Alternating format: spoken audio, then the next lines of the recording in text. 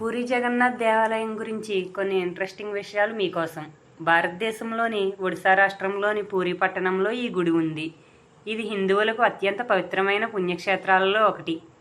ఈ దేవాలయం కృష్ణునికి అంకితం చేయబడింది. ఇక్కడ జగన్నాథుడు, బలభద్రుడు మరియు సుభద్రాదేవి అనే ముగ్గురు ప్రధాన దేవతలను పూజిస్తారు. ఈ ఆలయం ఒడిశా శిల్పకళకు ఒక అద్భుతమైన ఉదాహరణ.